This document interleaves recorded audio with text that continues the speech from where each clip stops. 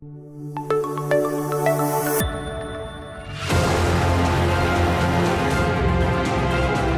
once saw a beautiful idea in a book from Rabbi Shafier. One of the most famous stories in Torah is the story of Noach. The world descended into depravity.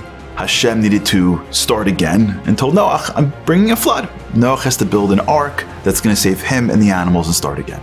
And the pasuk says, "V'zeh asher ta'aso." So this is how you should make it. 300 amos by 50 amos by 30 amos. Now, when you read the pasuk, when I read the pasuk, that I know that sounds about right. I don't know, what's an amma? I can't convert amos in my head. It's like shkalim. You ever go to a store in Israel, you're like, how much for a Coke? They're like 80 shkalim. You're like, I don't know, that must be about right. We have no idea. So we read the pasuk and we just go to the next pasuk, must be big. But let's put it into context. This measurement is about 1.5 football fields. It's about 1.5 acres. It's not that big.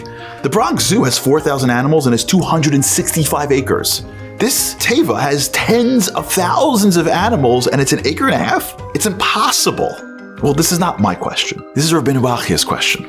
Well, Fia Teva, he says, Chamishim tevos kiyotzeba, it would take 50 tevos, and that still wouldn't be enough. But then he says again, but why did he even do it this way? Hashem could have he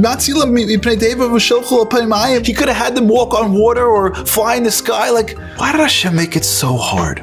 Do you ever wonder that question in life? Why put me in challenge? Why put me in taiva? Why do this for? If you're there, Hashem, just make it easy. And the Rabbeinu Bachya gives us a line that explains one of the most important aspects of what it means to be a Jew and connect to Hashem. Here's what he says. V'hatshuva b'zeh, ki derech haTorah letzavos al ha'adam l'sheyase kol yicholto b'derech hateva.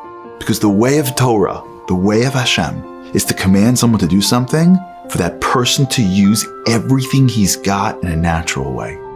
You ever confront a taiva, a challenge, something, and look at it and go, it's impossible? You know what Rabbeinu Bachya is saying? Kosh Baruch Hu says, yeah, I know. You give me everything you got. And here's what Rabbeinu Chai ends. Listen to this. U'masha yachsu, you know what's lacking? Ba'teva behen, yashlim hanes. Hashem says, you do your best. You know what's lacking? I will fill it in with miracle. And if you look throughout our history, you will see again and again, Hashem puts us in scenarios that are impossible. Yamsuf and Amalek and Meraglim taking on Canaan and conquering Eretz Canaan and Hanukkah and Purim, and go story after story, miracle after miracle, you will see that it's the same exact scenario.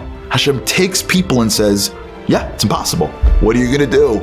And when we go forward, giving everything that we got for what we can do, Hashem shows up and makes it last 8 days and has us beat the nations and gives us man and splits the sea. It does all these things after we've given everything we've got. In life, we're confronted with challenges and we dismiss them because they seem impossible.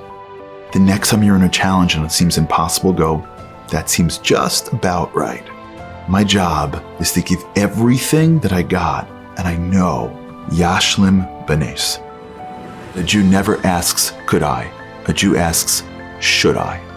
I want to be a conduit of Hashem's miracles, and the way I do that is I go forward with everything I got. You do your best, and the Kodesh Baruch Hu will end in a miracle.